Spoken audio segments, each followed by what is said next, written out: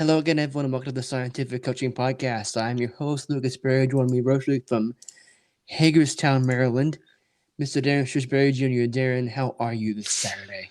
No complaints. I had my morning donkeys, so then definitely not Morning complaining. donkeys. I have my morning coffee in my Everton cup, and I usually do that. When I usually do that, they win, and they're already a goal up. So hey, things are looking good. Maybe. But this is Everton. If they lose 4-1, I will not be surprised. Uh, we've been kind of skating around this the last few weeks. I don't really have an explanation for it. Just everything else came up when we were talking about other things. But given what you do, it's only natural that we discuss the impact of the Delta variant in sports. So, given your expertise on this particular issue and in that realm in general, I'm going to leave the floor open to you. And basically, I'm going to ask you one question. What is it that What do you think the impact will be of the Delta variant and the fall sports season in particular? We can go other places if we have to, but in the fall sports season, what concerns you the most? Well, the biggest thing is that the two big things, and they're essentially combined into one here because um, they basically feed off each other. One here, I'll go 1A, 1B. 1A is that most sporting events are essentially fully open to fans. Um, you know, I haven't seen any of them where they're still limiting any fan interaction or not allowing full capacity. And if you're aware of any, I haven't either. I was talking to my dad about that the other day. So that's 50, 60, 70,000 people, and in the big college stadiums even more. Outside packed together. Now, outside's normally not a problem, but when you have that many people packed together, that can be a problem. 1B here is that the variant that's all around the news, the Delta variant, the topic here is that the biggest thing about it is that it is believed to be something like 60% more transmissible, or up to a double the transmissibility of the original, quote unquote alpha strain of SARS-CoV-2, and that's a problem because that means uh, up to up to double the amount of people can be infected by one person, and that's a real big problem because the the common thing here in infectious diseases is that a if you have the option between having a not that you want to have to choose, but typically if you have the choice between a deadlier virus and a virus that is more transmissible but can still kill, you probably want to go with the one that's deadlier because less people are going to die in the long run from it because it's not going to be as transmissible. It's kind of like an evolutionary trade-off here, typically. But in the event of more people getting it, there is generally going to, and if it's one that also can kill, generally you're going to see a higher number of people die from it. And so basically, more transmissible equals, and we already know COVID can kill. More transmissible means a larger or a greater amount of people are likely to die from it. Now, that doesn't mean that the virus itself has become deadlier. It just means that now more people are infected, so the chances of people dying increase as well, because as a whole in the population. Also, to be clear, that does there's no evidence to suggest, well, there's weak evidence at this moment to suggest that so they can't really make a call one way or the other that the Delta variant itself is like more likely to increase your infection, right, and being hospitalized and dying. So there's not a lot of evidence one way or the other on that, but the common understanding at this moment is that it's just if you're infected, you're more likely to infect it to even more people than if you were infected with any of the other previous variants. But so that's the most dangerous part, is more people are likely to be infected from one infected person. And it's starting to hit the younger population a lot more.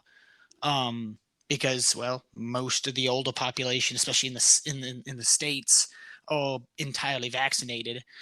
Um, in which that is, showing to reduce the chances of severe infection as well as death, subsequently. So really the big problems here are, one, increased transmissibility of a virus, and two, the extreme relaxation of guidelines at these sporting events that is going to increase the likelihood of the outbreaks running rampant.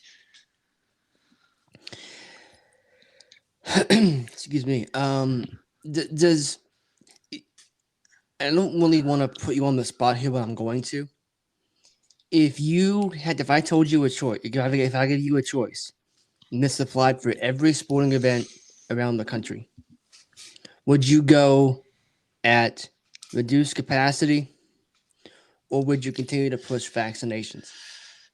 Frankly, I think it's a better, especially in public health measures, it's always better to have combinations. You might have seen and I'm sure people have, if you haven't, the quote unquote Swiss cheese model.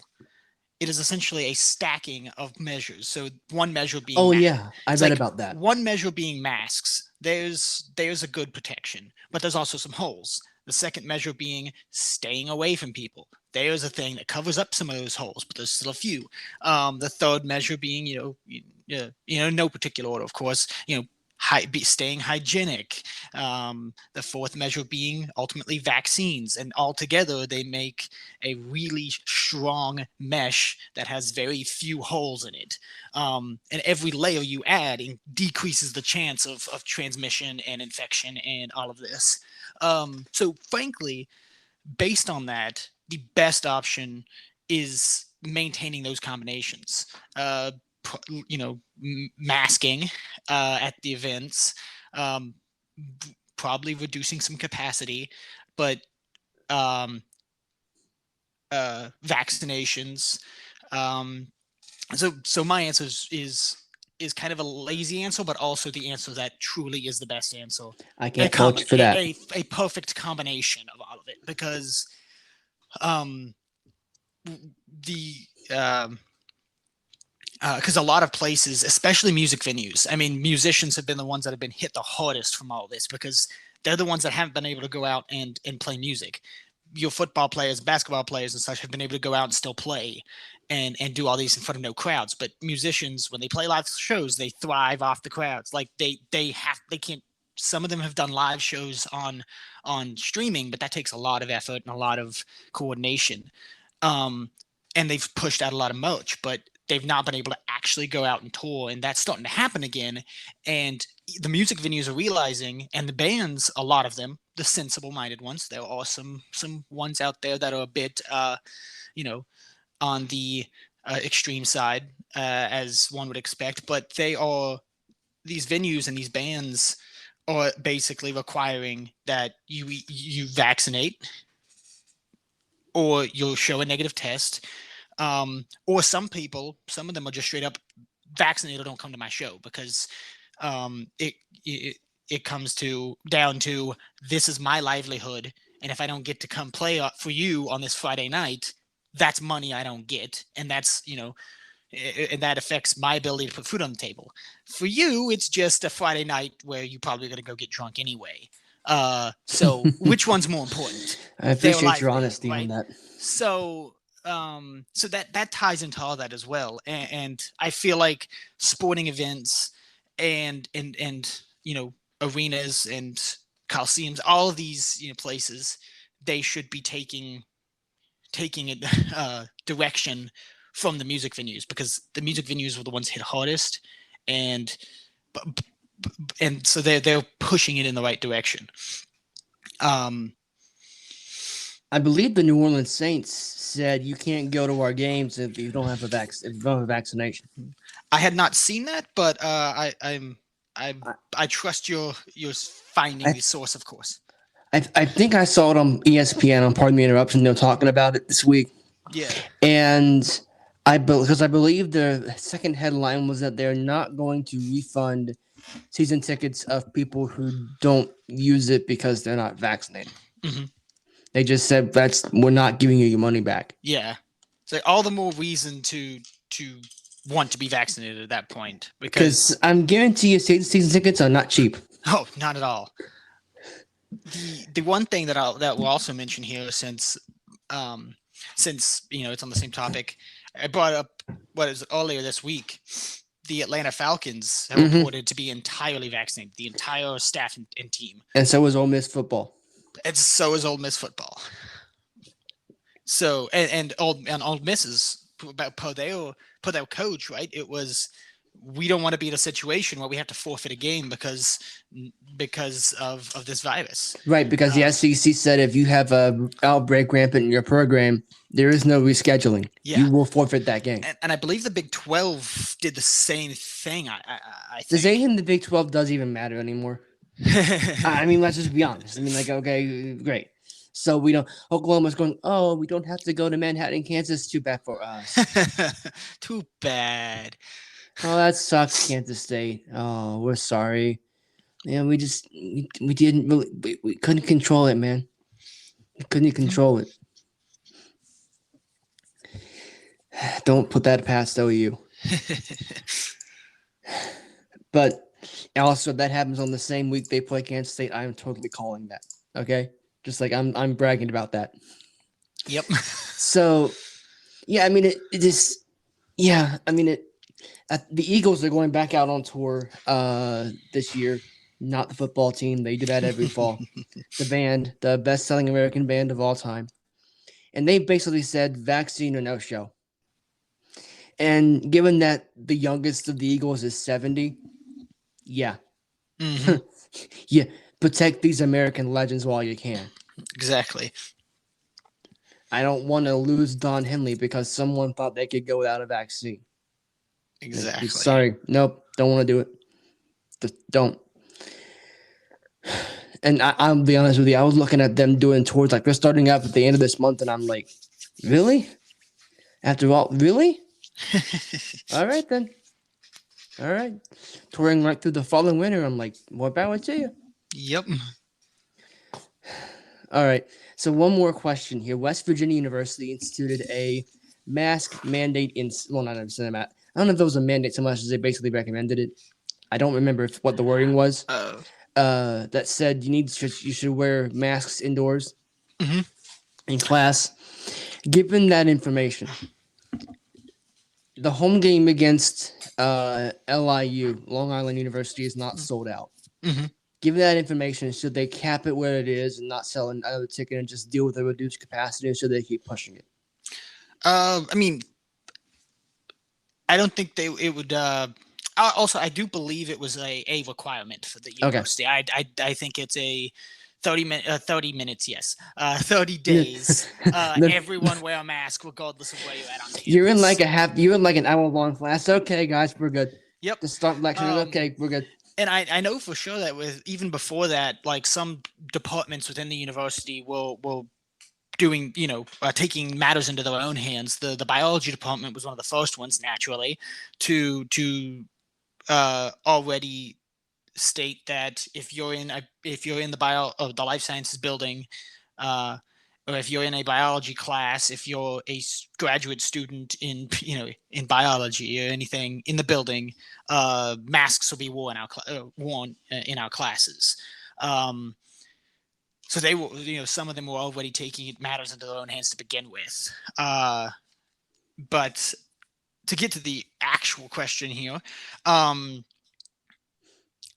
it's one that, like you said, it will likely not be sold out anyway. I mean, the only reason that I would see that it would be sold out is that everyone can come back, so everyone go play, watch football. But as we know, it's also a family day. That's a good deal. Yeah. So, yeah. But really, I mean, I don't see it selling out, and whatever they're at now probably is going to be a pretty good amount of people anyway. I don't think they really need to cap it, simply because I don't think there's the expectation that it will sell out. But I also don't know like what the if there's even any numbers on what the ticket sales or anything or the expected attendance. To be honest, There's no um, way we would ever know that until yeah, the day of. but There's no way. I can tell you that generally, even for students, even if they're free, and it is free for students, like for those games, maybe the student section will be 75% full for about half the game, and then they'll leave.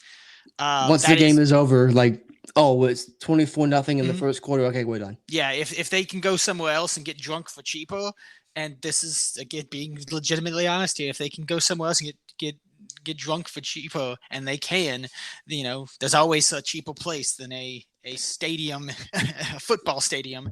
Here's the thing. They will certainly go do that. Because here's the thing. Long Island does not move the needle. It just doesn't. Mhm. Long Island is the only reason they're here is because they need money to fund their athletic department. That's the only reason they're here.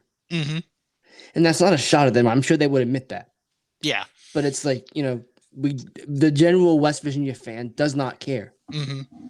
Especially a general West Virginia University student does not care. Exactly. They most of the time, the students that are a lot of the time, a lot of the students that are there aren't really there to watch football. They're there to scream at people while drinking some alcohol, with $5,000 other students. And more regularly than not, there's someone that decides to try to pick a fight with somebody else, and then the stadium security has to come out and pull them out. And it's almost always near my area where I liked to I say sit, but I mean stand. Where I'd like to sit up there, because there's a particular area I would go to every time. Thing is, you're tall enough you could actually sit and still do what you want to do. You're tall enough where you could sit and still watch the game. But so yeah, there's especially understanding that there's like at least a quarter of the people that showed up to begin with will probably be gone by halftime for that game. And that's just the reality of that type of game. The next week, though, Virginia Tech comes to town, and that thing is long since sold out. I would say that will almost certainly be packed in. I'm sad that I didn't decide to pull the trigger on that ticket earlier, but it is what it is.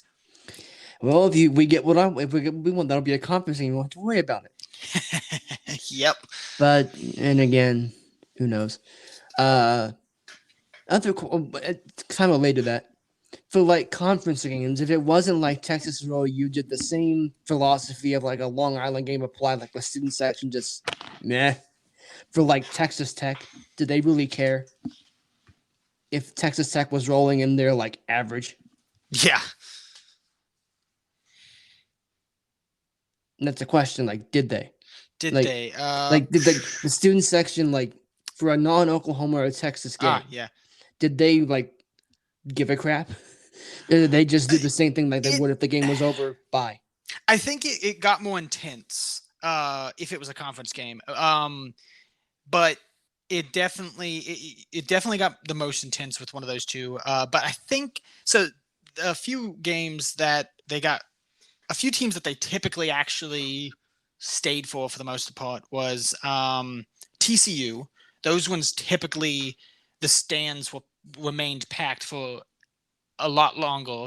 And the last like maybe 2 Kansas State games that were Kansas State came, especially the one, I think that was my senior year. Yeah, I think it was my senior year and then my second year of grad school. They when they came back from 16 down, yeah, won the game. Yeah. And that was the first time we had beaten K-State since being in the conference that year. So that one. So I think those couple games, but again, yeah, for the most part, like Texas, Oklahoma, and I'd also lump in TCU were the ones that typically they would stay through as long as possible. And most of the time, by the end, the stadium was still 80% probably, at least in terms of student section. It was the rest of the stadium, though, they paid for it. They probably should just write it out. Right. It's like, I paid good money for this. I'm not leaving. Exactly. It's like I might come up here. Like I haven't been to a game at WVU in like 5 years. I guarantee the next time I go, I'm staying for the whole damn game. Yeah, I guarantee you I am. exactly. I mean, and it's the same for me. I mean, it hasn't been 5 years, but by the next time I go to a game, I will have paid for that game, and I will be on the other side of the student section. So I'll want to stay and get my money's worth, even if it's a losing endeavor. You and I really should just go in for a game together. We really should. Yeah, I've Do a whole been video on it on our YouTube channel. Just do that whole thing. yeah. I mean, I've been trying to think of uh, if there's a possibility for me to go to one this year, but I have no idea what my weekends will end up looking like for the foreseeable future until we Yeah. potentially hire more people. And I am pushing for us to hire more people. Um, but yeah, because that'd be a fun. That would be. My brother goes to WVU, and my dad was saying, "Hey, we could go out for a game." Then he saw ticket prices. He's like, "Yeah, maybe not." I would say, depending on the game, if your brother went to one, I think they still do, or if you forced your brother to go to one. If you Have you forced your seen me and him? All I gotta do is look the wrong way, and he can snap me in half. the reason why I say this is sometimes if there's enough spaces, you can get multiple guest tickets for the student section, and those are extremely low cost. If I understand, they were compared to the normal prices, if I recall correctly. I never actually got to get one because every time I tried to plan for my dad to show up, something else came up and he wasn't able to come anyway. But Right. to my understanding, typically you can get one guest ticket anyway, and I think it's just a reduced cost. I don't remember the actual number in terms of that, because I think it also varies, based on the game. But if the demand is low enough for certain games, you can get multiple. Hello, Kansas. Exactly. Good to see you guys. Thanks for coming. We'll see you in 2 years, maybe. Who would they even apply to in the ACC, like Wake Forest? Maybe, yeah, probably. Yeah, it'd be like, we're playing who now? Who are we playing this week? I never heard of him. I don't know. You want to go? No, we can just go to the bar and get drunk. Okay, bye. Okay. Speaking of West Virginia football, there's big news. Well, not big news. It's just kind of cool news on the front. We're actually 2 weeks from today. We kick off against Maryland at 3:30 p.m. Ooh. On ESPN on the College Football Killer Network. People would think the SEC may as well be treated as God. I don't care that many national championships they won. They still have to earn like the rest of us. No, apparently they don't, because they're just going to get, all hail the mighty SEC. Everyone else bow at the knees of Greg Sankey. Yep. I want to say something, but I can't, so I'm going to not. I'll say it to you afterwards. You've got some news here. I'm going to let you take the helm here, sir. You have the con. Yeah. So over the week, I think it started on Monday, and then following that on Wednesday, I believe it was. So they go 2 days apart. Two walk-on Mountaineers were awarded full scholarships. The first one of the week was I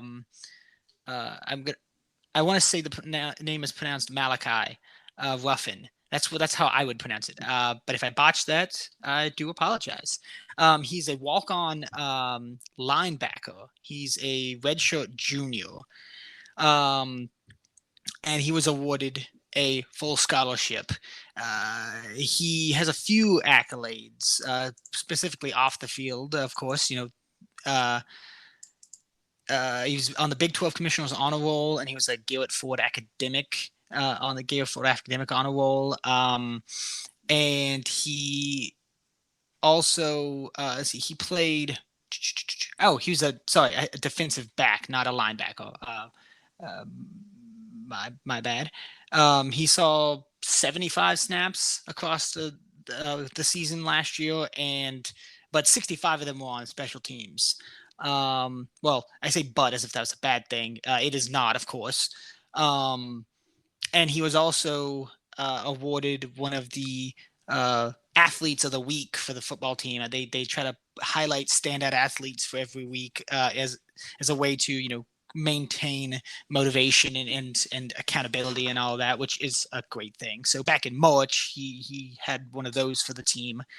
He was the workout warrior, which I imagine means he just put in the most work for in the gym and had them gains. That's pretty much it. So he has been putting in the work, and he has been rewarded for it. He was also voted special teams most productive player of spring practice. That's a way to earn it. And the second one is a name that we might be somewhat familiar with, at least just based on how fun the name is. Walk-on receiver Grayson Maleshevich. Mm-hmm. I think it's Malashevich, though. Maleshevich, probably. Yeah, there is an H there. I'm totally overlooked it. I'm like staring. Yeah, Maleshevich. There we go. Yeah, also, just for future reference, more often than not, the on the roster page, if there's a name, they'll have a pronunciation guide somewhere. Yeah, I'm looking So at. you can. I'll have to look at those in the future. The two I was on two like blue and gold related websites, so they didn't really give that. But I'll make note of that for the future, so I don't botch any more names. So he was awarded this. His family was actually brought in to make the announcement. I mean, everyone knew what was happening because as soon as they saw, I imagine some people recognized who it was, at least for various reasons. They walk in, and the entire team stares at him already and goes, "Yeah, we know what's happening." So before they even got to make the announcement, like the team was essentially dogpiling him in their little, in their seats, rightfully excited for him. So he started here in 2019. Now, I don't know exactly what the term means. You'll have to enlighten me, I hope. It says he participated mostly as a holder in 2020. Like for just that's not a for some reason my brain wants to assume it's more than like holding for kicks or something. That's the only thing I'm familiar with anyway. That's the only thing that comes to my brain, but I don't know. I don't pay attention to who is holding the ball. Usually that's like a backup quarterback, though, isn't it? Yeah. So I want to assume that's what that means, but I don't genuinely know. Because that's just I don't know. It's not a term that I've seen show up too often unless I associate it with holding for the kicker. But either way, that's the holder is what he participated mostly as, but he did have a reception for 30 yards and a punt return for 5 yards. So he didn't get a lot of playing time. He hasn't had a lot of playing time so far, but he was since he's been on the team, he is consistently earned academic all Big 12 honors. And he also received an Iron Mountaineer Award, which is presented to those who excel in off-season strength programs. So he's also putting in the work. I found the pronunciation guide just in that FYI. It's in the media guide. I'll send you a link to later. It's Malashevich. Malashevich. There we go. Okay, continue. Sorry. You know how I am. If I want to know something, I will go find it. Exactly. So there isn't a whole lot of information on this article because he hasn't gotten to do too much, but he's clearly put in the work in the team's eyes to earn a scholarship. So that's awesome on both accounts, and can't wait to see what they do on the field. One thing before we move on, I'm going to give you a pop quiz here now because I can. I just found this in the media guide. Thank God you haven't looked at this document yet. Geographic breakdown of our next pronunciation guide. What state has the most players on this football team? If this was like 10 years ago, I'd say Florida, but I don't think that's the case anymore. No, they've not hit Florida near as much. they don't have that Doc Holiday pipeline anymore. Yeah. I miss Doc Let's Holiday. see. Even in Marshall, I miss him. I I want simply because I understand that uh, in the past, Dana, uh, West Virginia wasn't as recruited as hard as it was, even though it's the home state, and he pretty much had stated that he didn't recruit much. He Uh, said there was no talent here, and he couldn't be more yeah, wrong. exactly. I and then Neil Brown immediately turns around and goes, we need to find the gyms in this state, and we want them here. Uh, I don't know how much that has shifted, but I wanna say that he's upped that uh, WV recruitment count, and they're the top. Correct. West Virginia has 21 players from the state of West Virginia on the football team, followed by Florida with 10, Pennsylvania with 10, Ohio with 8, Georgia with 7, Alabama with 5, Maryland with 5, New Jersey with 4, North Carolina with 4, Texas with 4, Ontario, Canada with 3, Delaware with 2, Kentucky with 2, Michigan with 2, Missouri with 2, Virginia with 2, California, Illinois, New York, South Carolina, Washington, D.C., Finland, Netherlands, and Sweden have 1. So Florida is still number 2. They're still in the top echelon there. They've gone back into Florida in recent years, but it's not been the same pipeline it was. Yeah. So Well, don't forget, Neil Brown coached at Troy. That's in Alabama, not that far from Florida. Yep. So you build a few, and we both know this. There's plenty of talented players in Florida that the other schools simply will not get. You can go find gems in Florida if you look hard enough. Yep. All right, I need to stop before I go through this entire media guide, all 212 pages of it. But trust me, I will be sending you that when we get done. And I expect you to read every word of it by next week. Uh-oh. Had to do that to you. We have quarterback news, don't we? Yes. Jarrett Dagey, one, has a beard. Stop the presses. We have a beard on campus, and ain't the Mountaineer. Stop the presses. And 2, because of that beard, he has been put on the Johnny Unitas Golden Arm Award watch list, which I needed to look up to make sure I understood what that was. But it is an award. They cut it down every so often during the season. Yeah. So what they'll do is they'll do maybe a halfway through the year or something like that. Mm-hmm. The award itself, I needed to get some more information on, because I was like, I know this is quarterback related. Obviously, you don't name it after Johnny Unitas and call it a Golden Arm Award if it isn't quarterback related. But more specifically, it's for upperclassmen, and it is also tied to not only their performance on the field, but their off-field character and work ethic. You know who won it last year? Mac Jones. Correct.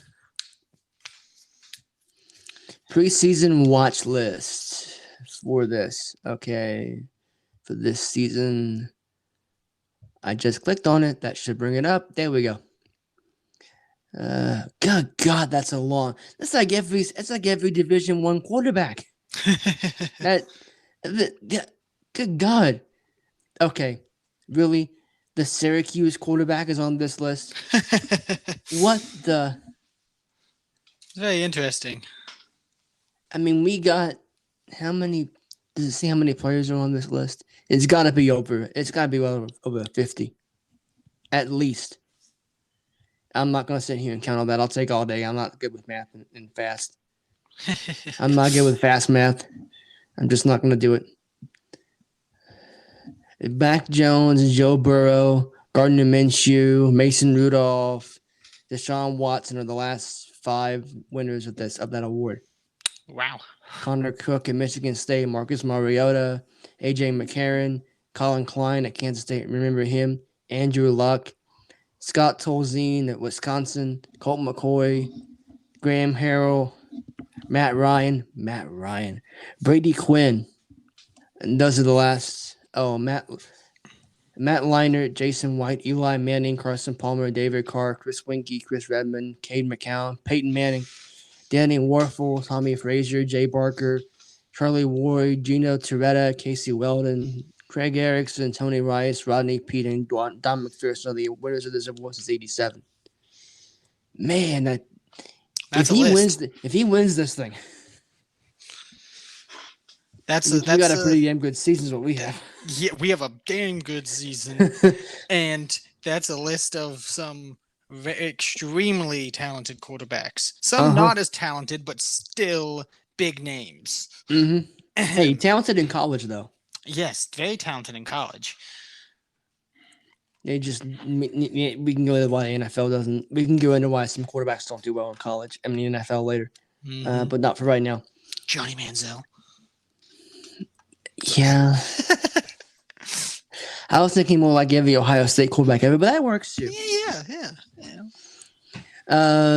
And I sent this to you, so I'm gonna take this one. Actually, no, I'm not gonna do that yet. So this award list, it seems like there's every like Power 5 quarterback there. Yeah. Like it's what it seems like. But what does it say about Jaggy's expectations this season that he's at least named on the first watch list? That he wasn't completely ignored as many West Virginia players always are. Yeah. I mean, it shows that he is putting in the work, and he is one of the better quarterbacks in at least I would. I mean, it goes as far as the conference, and he's showing that he is a pretty solid quarterback, and he's also it adds into that work ethic and everything else that this award embodies. So I mean, we've seen the work ethic, right?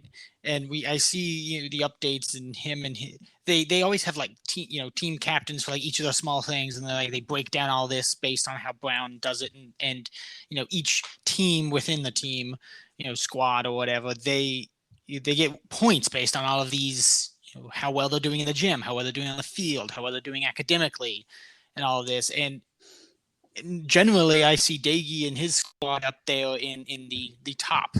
So not only is he showing, proving to be a leader and a workhorse on the team, he's showing that he is one of the premier ones in the conference, and pushing obviously into the NCAA as a whole. Do you think Garrett Daggy's the third best quarterback in this league, behind Spencer Rattler at Oklahoma and Brock Purdy at Iowa State? Yeah, that's safe. I would probably even push it to maybe even competing for that second spot with Spencer Rattler. But Brock Purdy, I think, is probably up. It was definitely up there because he has been a thorn in our side for as long as he's been on that team. He's been a thorn in a lot of people's sides, so to be fair. Yeah, also. Spencer Rattler, though, I still don't know what to make of him from last season. I still don't really know what to make of him. But, I mean, clearly they came out of a rut pretty quickly, and he was part of it. But he's projected the number 1 overall pick next year in the NFL draft, and I'm like, why are we doing that already? Excuse me? Yeah. Excuse me? We don't even know who will be the number 1 pick, have the number 1 pick, let alone who will actually be it. Exactly. For all I know, I could get a team that doesn't need a quarterback up there. Maybe the quarterback goes down. Mm-hmm. And like, I don't need another quarterback. What am I talking about? Yeah. All right, I'm going to take this one now. All right. I love Neil Brown. I absolutely love Neil Brown. I should get a shirt made that says that. Yeah. His wife may have something to say about that, though. But I love the way he does things. And I got that proven again this week. One day after practice, I forget which one it was, but they had a carnival-themed team dinner after practice. That looked so fun. I'm like, why? I'm too old to play for college football now, but damn, I wanted to do that. Nah, come on, that's so fun. The monotony of practice in summer camp, when all you're doing is hitting the other a teammate. There is no preseason in college football, even though there arguably should be. In the monotony of camp, to have something that goes off the rails like that and just have fun with it, that cannot be understated. Mm-hmm. the ability to keep camp fun and keep your guys engaged and wanting to come to work proverbially, it's so incredibly important in the modern game of college football. It is so important. And I love what Neil Brown does. He even got the GAs involved. Mm-hmm. Like, who does that? Every other coach in the country doesn't give a rat's behind about their GAs. Probably. I don't want to sound authoritative, but I'm willing to bet most of them probably don't. And then you've got Neil Brown. It's like, if you're a part of this program, you're a part of this program, and we are going to treat you as such. Mm-hmm. And I love that. He has embraced what makes West Virginia University football as a program a great program. Mm-hmm. You And don't he's get to be a program like WVU, the winningest without a national championship, and God, that hurts to say, but it's true. mm-hmm. You don't get to be like that and have success without doing something right. And there's something a familial atmosphere about that program that if you're from here and you watch this team, you get it. If you're not, I can't help you. Exactly. And to further add to the fact that he understands the program's history, I believe it was yesterday, and he also has been keeping up with him since he got to this job. Had regularly brings in Don Nealon Mm-hmm. to Yeah, speak to Dylan the spoke team yesterday. Yep. and regularly talks with him. I mean, when you're when you've got the university's winningest coach, right? Right. As a person to advise you in that same position, you take advantage of it. Neil Brown continuously shows that he's willing to honor the tradition of this team, and that's something we didn't see a lot from uh, the previous person at the helm.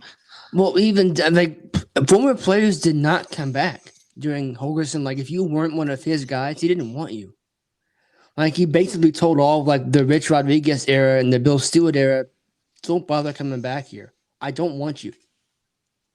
And that, when I learned that, that did not sit well with me at all. Mm-hmm. That just didn't. No, his guys, Tavon, Gino, come on all you want. But if I didn't coach you or I didn't recruit you, don't even think about coming here. I remember one of the first players that like essentially got the proverbial olive branch was Pat McAfee. Like I remember seeing on what was it?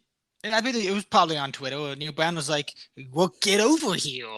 I don't know. I don't believe that's ever happened yet, but I'm sure it's going to, especially now that things are getting. But it's still like. I don't know about that. I think Pat has pretty much made up his mind. He's not going back. Well, I think it was. I think it After the was. '07 Pitt game. Yeah, I think it was like it was after. It wasn't long after like he was talking on his show about like the the stuff that he dealt with after all of that. But like feeling like he wasn't welcome and all this stuff. But like also saying that I can't remember the exact situation, but I believe he was also saying like he would love to come back, but like he didn't. Is obviously at that point he didn't feel. But I remember that Brown was at least on Twitter, and he is active on Twitter. Reaching out, going to hey. Yeah, like if you ever, basically if you ever feel comfortable enough, just you're welcome in my book. You're Right. still the greatest kicker the university's seen, and we appreciate that, and we appreciate you as a person because my goodness, is he if he isn't an electric person, if he isn't the definition of an electric personality, I don't know what is. I think that what you're looking for is eclectic, not electric. Eclectic, electric. I think they both work here, but eclectic is probably the actual term, but electric could work. Fair enough. But eclectic is probably the more accurate term. Yes, Yeah. It's not a word I use too often. Me neither, and I really don't know why. I really don't, and I believe that's the word I would use. I don't know why I don't use it anymore. One more thing about Neil Brown, I where I think he gets his traditional respect from. He grew up in Kentucky. That's not unlike West Virginia. It's basically West Virginia Junior. Like the traditions matter in Kentucky, and when you grow up in that kind of an atmosphere, it doesn't take you long to figure out the program you're going into. Mm-hmm. It just doesn't. Like you know, damn good and well, you had better really understand this program and this fan base, and he did it. Yeah, exactly. I also, speaking of the fan base, I was reading the media guide trying to find the pronunciation guide. In the first few pages, is always like touting the program and cool images. Mm-hmm. Kirk Herbstreit has a quote in there that says, "This is the most underrated fan base in the country." I don't Huh. know how to feel about that one. Same. I like Herbie, but I'm like, are we really underrated, or does no one care? Like, there's a difference. Yeah. We can mull on that a little bit more. We have the NFL to talk about, though. The Patriots beat up the Eagles to the tune of 35-0. It could have been worse had Nord. It could have been even worse for the Eagles, but for the Patriots had Quinn Nordine made 2 extra points in a field goal. He missed 2 extra points in a field goal. Mm-hmm. I think he missed a field goal. Yeah, Yeah, he yeah, did he miss did. a field goal. He did miss a field goal, and he missed 2 extra points. And so, yeah, it could have been a lot worse. But so we'll get to him in a second. But generic statement here. What did you think of that game? I watched over the highlights, and you could just see they were having fun out there. They were confident. They were just ready to play ball. Newton was all over the place. I mean that in a good way. Like there were, I think, two separate occasions, maybe during that game, where he ran over and tossed a ball into the stands, to some Pats fans, of course. And uh, I mean, it just looked like they practiced that game plan like night and day. And they beat it into their heads, right? Because they was basically perfect. There were a few mix ups, of course. Some missed kicks. There was a fumble, I believe. Was it Stevenson got the ball I knocked out? It He's was either 30. him or JJ Yeah. Taylor. Is Stevenson 38? I had to forget the Yeah, he numbers. is 38. I Yeah. think he was the one that fumbled then. Um, uh, but otherwise, he was still generally solid. Harris was solid. But overall, it looked like they came to play a game. Yes, it was a preseason game, but that doesn't defeat the point that they came to play this game. Well, we don't know how they approached this. They could have approached this as this is our game planning week, right? Mm-hmm. Like they could have, like usually the third preseason game is a game you actually game plan for in 3 out of 4, Mm-hmm. and then you just go whatever with the backups on week 4. There's only 3 preseason games now, so they really could have gone into this like, okay, we're actually making this legit. Mm-hmm. Well, actually, you couldn't do that because they had joint practices. But either way, like they could have actually put a little bit of effort into this instead of just nah.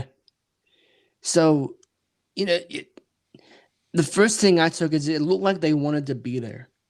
That's what I took from it. The most first thing was they looked like they actually wanted to play a football game. The Eagles didn't.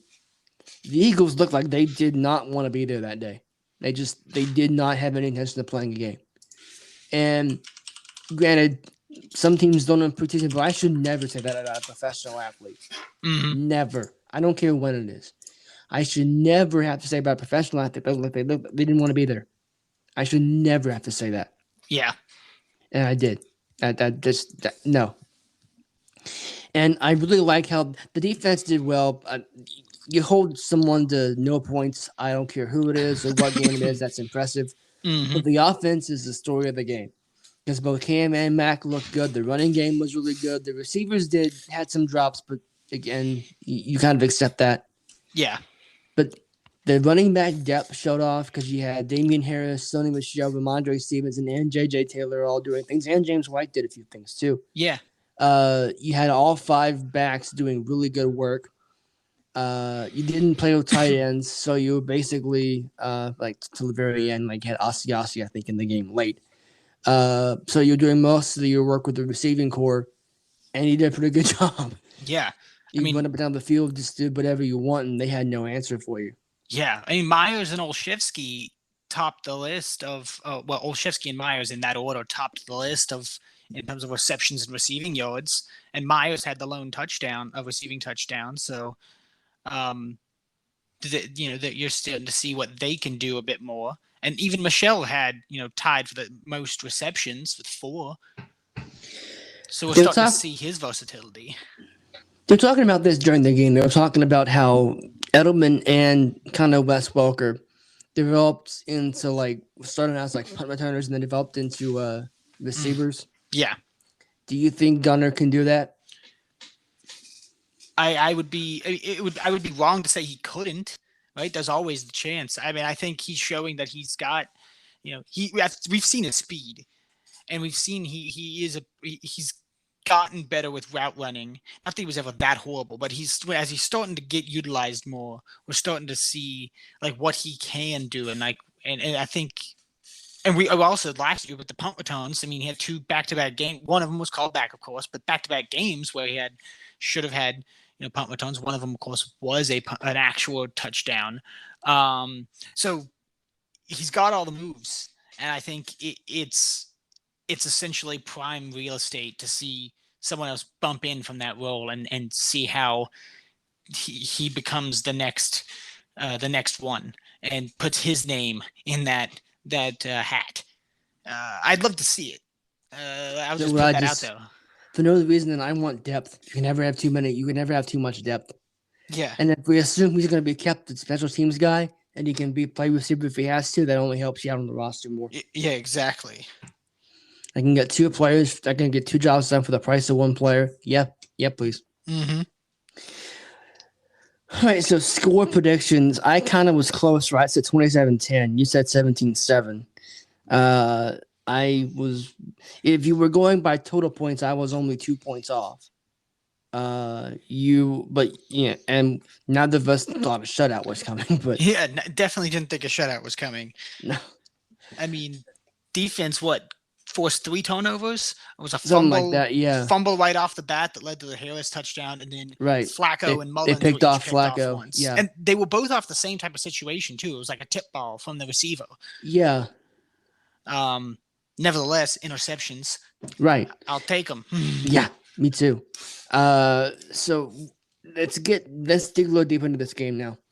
Uh, I have the same question up here, same wording.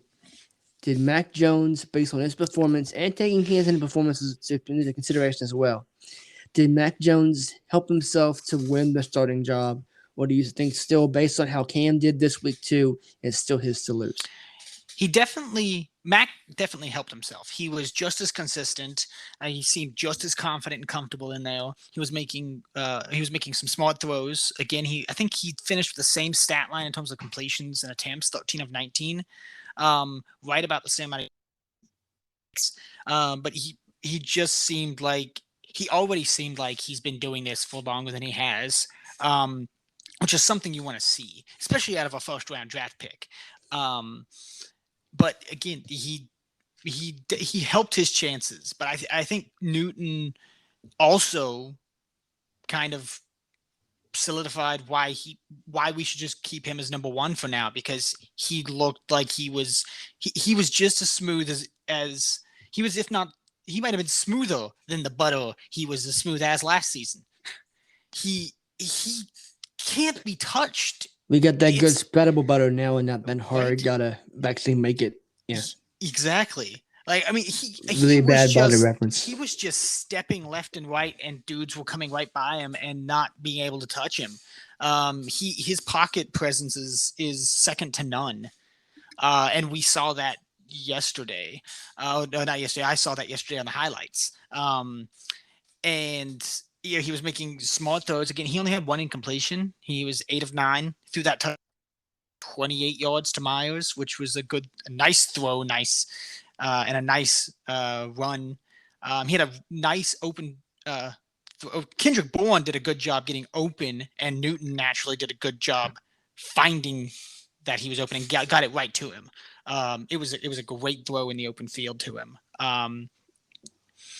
And some nice. There was a nice screen pass to White that had White not gotten tripped up by the guy, he probably would have made it another 10, 15 yards. Uh, but still great open field throw and catch and an attempt to make a move. So it looked like they had they've they found that chemistry, I believe, and they've honed in on it and they know where they need to be for that. So if yesterday was any indication about that, what they've found, I think we're going to be in a good position come the start of the season. I'm with you. I was telling my dad the other day, we were watching yes, we were watching the Cardinals and Chiefs on ESPN when I got back from the locomotive. And I was telling Dad, we were talking about the Patriots, and I said, you know what? No one's happy with how Cam did last year, but based on how he's done so far this year, particularly last night, and how Mac Jones has come along, I feel really good about the Patriots quarterback situation this year. Mm-hmm. I feel really excited about the offense as a whole because I like how they can balance it. Like I think Cam and Mac can make plays when they have to, but they have enough running back depth and young running back depth to where they can go. You don't have to make every throw in the book. Just make the throw when we need you to. Exactly. And I think that's really an underrated. I think that's this offense may not put up like 85 a game, and some people will think that running the ball all the time is boring. But I do all the time in Madden. I'm used to it. I mean, you've seen how I play Madden. Mm-hmm. I run it down your throat for like first and second down, then I have like a 3rd and 3, and I can convert that and I can keep the clock moving. I will bleed the clock to death playing you in Madden, and I don't care. I generally win. So the Patriots are going to be in that position where they're going to play a shorter game, and they can just out physical you because there's not that many teams that we're going to be able to out physical this team on either side of the ball. That's what excites me about this team. Is the fact that, like I said, we have enough running back depth. We have receivers that can catch. I like Jacoby Myers. I think his progression is going well. We know what the tight ends can be, Hunter Henry and Johnny Smith. I think Nelson Aguilar can be pretty good if he hangs around. I think Kendrick Bourne can be as well. This offense has taken a year to reinvent itself, but reinvent itself it has. And I like what they came. I like what mad scientists Belichick and McDaniels came out with. I agree. And I also want to throw out that Chase Winovich was back for this game, and he led the team in tackles and sacks. He had Of 4 course he did. tackles and 2 sacks. The Viking-esque hail, flowing Viking-esque hail of Chase Winovich prevails. Yes, sir. Let's go one more thing here on this Eagles game, and that is the misadventures of Quinn Nordine. And I said misadventures for a reason. He missed a lot of kicks on Thursday night. Mm-hmm. Do you think he played himself out of a job this week, or do you think he'll be hanging around until Nick Folk is healthy? Like, where do you think we go with this? Frankly, I think I think it would be. I don't think it would be a horrible decision to keep him around until Folk is healthy, especially because this is an undrafted free agent, and I think he's still getting. A lot some of kickers are, though. To be fair, also true. This is also true, but I think I know the you don't got a lot of time, as much time as we once did to kind of shake the rocks, shake the rocks off and get all the gears moving, especially being a rookie. But I feel like I got to give him just a little bit more leeway. But if the troubles are as bad as they were this week and into next week, then I would be a little more concerned. But if he replicates what he was able to do in week 1 and kind of evens things out a bit, kind of gets his confidence back, I think, assuming he really lost his confidence, let's just go there. then I think it'll be a safe play um, until folks back. But I mean, granted, at the same time, if they happen to find someone they're a little more confident with, then by all means take advantage of it, because that's just the nature of the game. I think the big thing here is that late in the game when they scored to make it 34-0, they kicked an extra point instead of going for two. I think if they had decided, and I'm not saying Bill would have done it on the sideline, but I'm saying like if they had an inkling like we're done with this kid, they would have just gone for two. But because they kicked the extra point and sent it back out there to try to get him some confidence, I think the fact they did that means he'll be hanging around for a while. Even if it's just for the end of the preseason, I think he'll be hanging around. Because I don't think Nick Folk is anywhere near where he needs to be kicking for this team right now. And something that slipped my mind. What happened with Folk? I don't even remember. I truly don't. I'm gonna look it up. What happened to you? Oh, what is that? Oh, whatever I clicked tried to tell me to sign in. With an missed both preseason games with an injury. It doesn't say what energy. Like they're gonna tell us. This is true. This is the New England Patriots. That information is classified.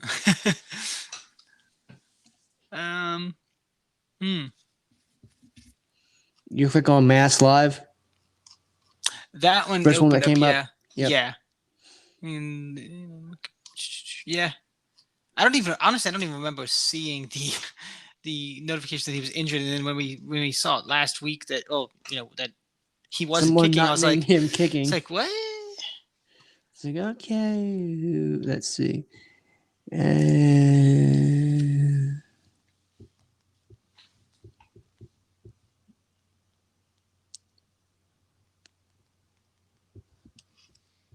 No, I don't want to sign up. Live research, folks. This is always interesting. This is going to be no help. Okay, we'll figure that out later. But yeah, I mean, I don't know how like serious this injury is, but I don't even remember hearing anything about him actually participating in practice, let alone getting ready to kick in the game. Mm-hmm. Like, so it must be something of note. If he's not even practicing. Yeah. But yeah, I would tend to think that Nordin will be hanging around a while. If for no other reason than Nick Folk ain't ready yet. Yeah, I agree. All right, let's move on.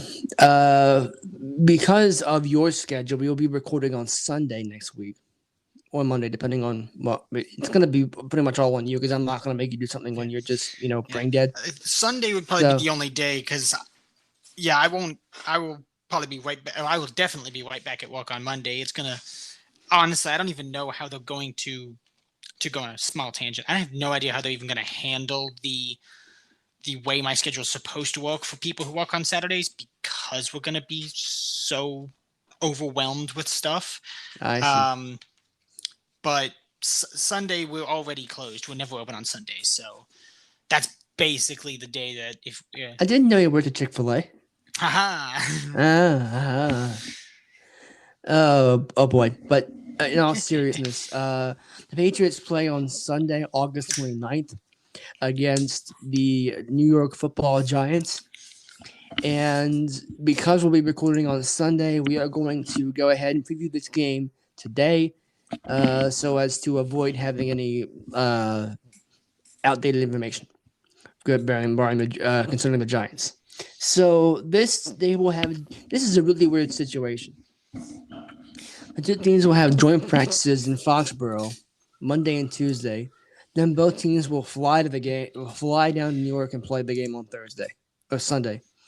So I guess it'll be all like however long joint practices are. That's what they'll do. But the joint practices will be in Foxborough, but the game is in New York, New Huh. Jersey, New Jersey. And that's because the AFC team is hosting the 17th game this year. So all like pretty much all AFC NFC preseason is going to be an NFC. Unless like you only get the AFC only gets one preseason game, home game. So I Hmm. don't know if that was it. I don't remember. They always play the Giants the last week of the preseason, but I don't remember where the game was held last time they had a preseason. So I couldn't tell you like if this is just a resumption of that series or not. Yeah. I don't remember. It's not that important. So we'll just go with the 17 game thing.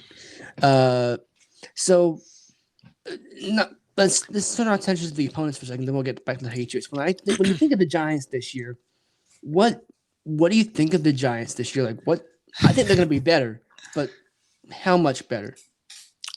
I'm gonna say extremely marginally, like borderline on the borderline of in statistical terms being a significant increase. Honestly, like I don't know. I'm just not. I'm not really sold on them. I look at their preseason game against the Jets.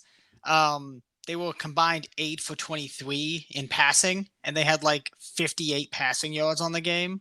I'm like, what? And I also see the name Clayton Thorson. I'm like, who? Who? I see Mike Glennon, but I'm like, Clayton Thorson? Who? But I mean, they lost 12-7 to the Jets in first week of the preseason. Um, but also, this is the Jets we're talking about. So when you're already two bad teams, it's kind of it's not that hard to end. Oop, I clicked something wrong. There we go. So I honestly, I'd want to bet that it's going to be more of a contest than the Eagles because I don't see there being two straight shutouts. So by definition, like if New York scores a point, it's more competitive. So I say I'm pretty safe to say that it'll be a more competitive game. But I still don't see that they'll be putting up that much of a fight. Um, but we might see more because again, last week the preseason, probably some more of the um, uh, maybe a slight bit more game planning going on. Um, but we'll see how they do against the Browns today, I believe. Sunday. Sunday. Yeah, today's Saturday. That's right. Um, They're the Sunday 1 p.m. game. They're the traditional NFL time game. yeah. Here's what I was going more of like, what do you think of the team this season, not in the game? Like, will they I, be better like yeah. that? I think the original point stands in that I don't they'll be better because they were already such a low ceiling to begin with that I think they can improve and then they will, but I don't really think it's going to be a substantial improvement for the year. They weren't as bad as you think. They were 6-10 last year. They lost 5 games by one score or fewer. Traditionally, those kind of teams that do that turn these things around. They lost to the Bears 17-13. They lost to the Rams 17-9. They lost to the Cowboys 37-34. The Dak got injured game. They Yeah. lost to the Eagles 22-21. And they lost Tampa Bay 25-23. All that was in weeks 1 through 8, and Wow. the only win in that stretch was against Washington in week 6, 2019. But they didn't have a win that was decided by more than one score. They beat Washington again 23-20. They beat the Eagles 27-17. And then they beat the Bengals 19-17, then Seattle 17-12, and then Dallas 23-19. The point being, they played a lot of close games. Mm-hmm. And again, traditionally, when you get a team that has a lot of close games, they traditionally do fairly well the next year because they figured things out. And that was in a first-year head coach in Joe Judge with no offseason program. I think this team's going to be a lot better. I truly, truly believe that. I truly believe that they're going to be a lot better. They signed Let's see who they signed. Uh, Kyle Rudolph is there now. Ah, Kelvin Benjamin, although he got cut, I forgot. believe. Forgot. I think he was. I forgot. Kyle Rudolph. They signed John Um, Ross, the former Bengals receiver, who's like the definition of speed. David Kenny Sills has been showing up. I have Kenny to. Galladay is there Oh, Galladay. from as a free agent from the Lions. They drafted Kadarius Toney from Florida in the draft. I I truly believe this team, and I think I'm a believer in Daniel Jones. Okay, I am a believer in Daniel Jones. I don't really know why, but I am. I mean, I don't recall having too much of a problem with him, but I do remember that frequently I was calling him Danny Pennies. Mhm. um, because he was making some horrible, horrible plays. All right. Uh, their schedule is fairly manageable though. Like the only real tough games I think they're gonna have are the Cowboys, the Rams, the Chiefs. Oh God, they play the Chiefs in Arrowhead. Oh Oh man, God, yeah. that's not Just gonna go well. go ahead and place the gravestone for that one. Mm-hmm. They go to Tampa. Man, in November, they have at the Chiefs, home to the Raiders, a bye, and then at the Bucks. Then the Eagles come to town after that. Have fun, guys. Have fun. Man, they've been hoping to get off to a fast start because they ain't going to be doing a whole lot in November. Nope. The Raiders they might be able to beat, but the Chiefs and Bucks, no thanks. No thanks. But like I said, I'm a believer in this team. I think they're going to do well. The preseason game is a crapshoot. We all know that. But I really do believe the Giants are going to be a lot better than they were last year. I think that 6-10. And you know what? I know something else. They have a new signing almost. They get Saquon Barkley back. They do get Barkley back. You get Saquon That Barkley back. You have another year of Daniel Jones in that system. You get some more talent in the receiving core. You beef up the defense a little bit. Gettleman's crazy backdoor plan worked. Maybe. maybe. All right. Score prediction again. What you think?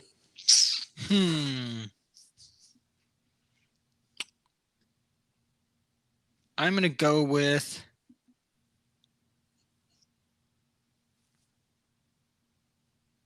Oh, lost there. I'll go.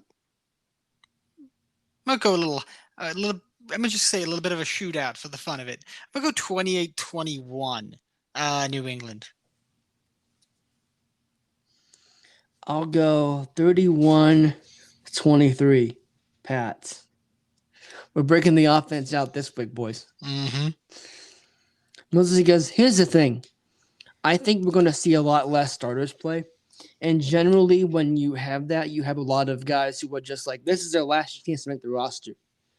Sometimes when you get guys going all out, they make mistakes, and you might have a fumble return for touchdown or a pick going the other way. It just the score goes up not because a team played well, because they made a mistake and the other team capitalized on it. Mm-hmm. That's why I think this game could not be so bogged down because if you're a starter and you know you're on the team, like I don't care.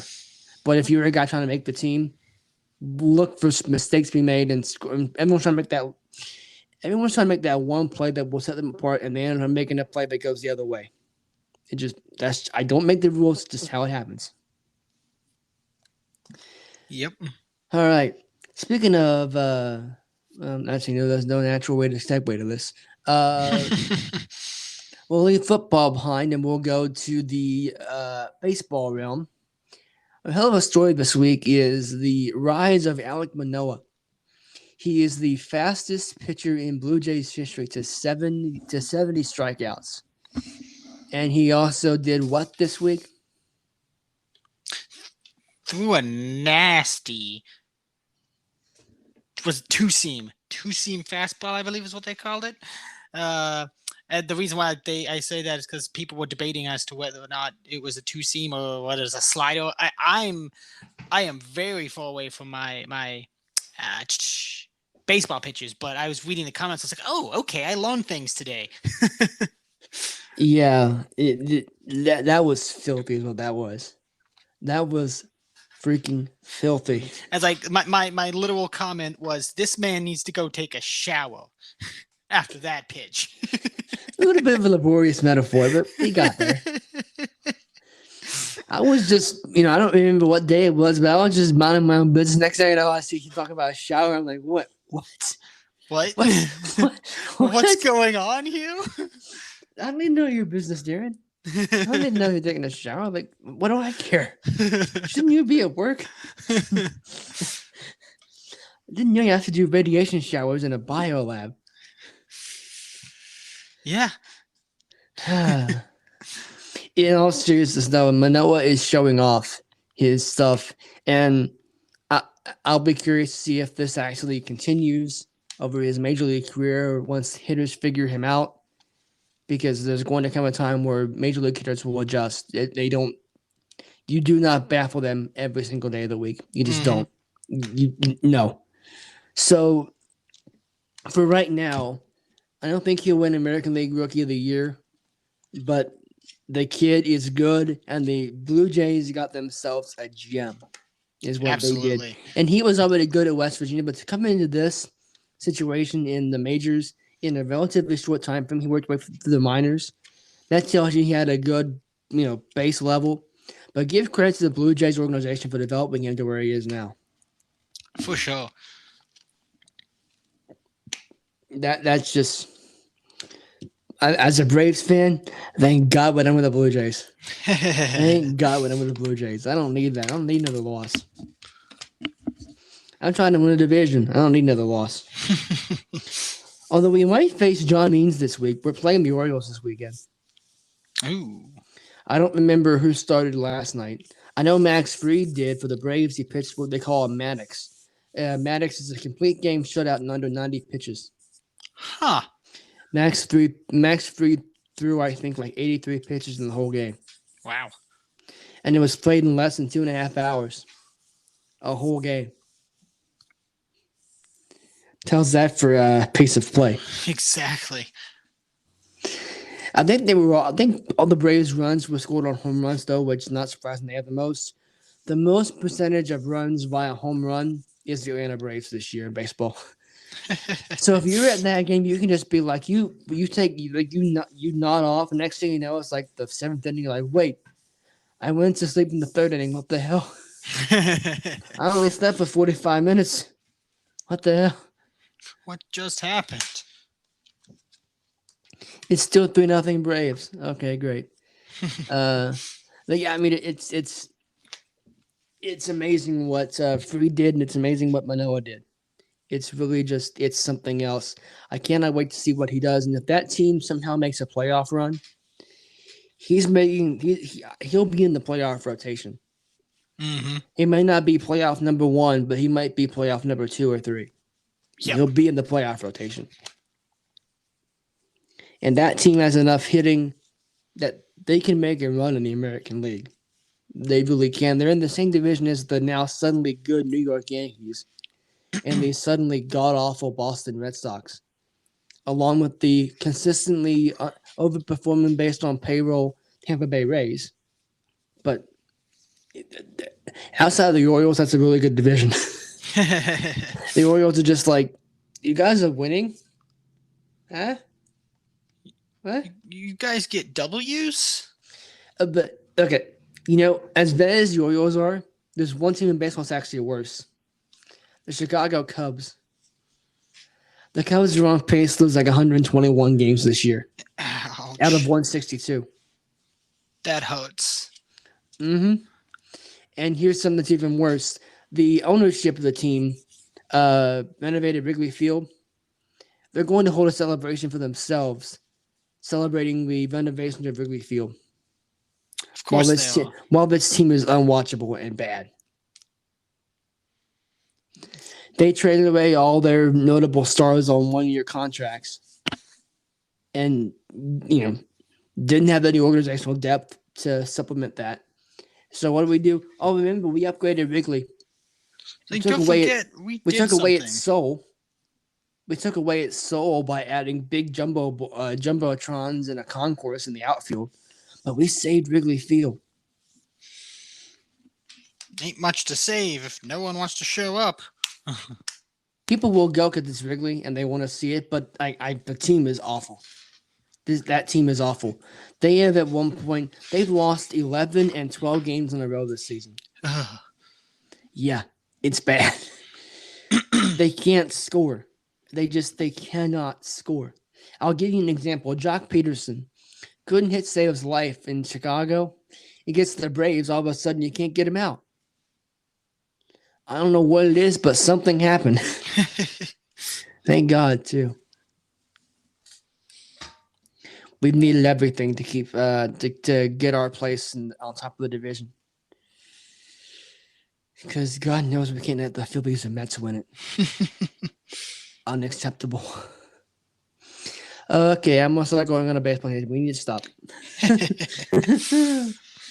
All right. So for Darren, I am Lucas. This has been Scientific Discussion Season 2, Episode 5. We're five episodes into this thing. We'll be back next week as we review Patriots camp and look ahead to the West Virginia University football season opener against the Maryland Terrapins. First preview of the season, and we could not be more excited. At least I couldn't. Also, Darren, get ready for what I think is a very interesting trivia question for you. I have found this out. I bought a Phil Steele book, the preview magazine, and I perused the Maryland section, and I found something rather interesting. So I'm going to quiz you. I'm going to take advantage of a brain dead person and quiz you. Yes, Uh-oh. I'm that kind of guy. For Darren, I'm Lucas. This, as I said, Scientific Coaching episode, season 2, episode 5. Darren, take us home. Adios.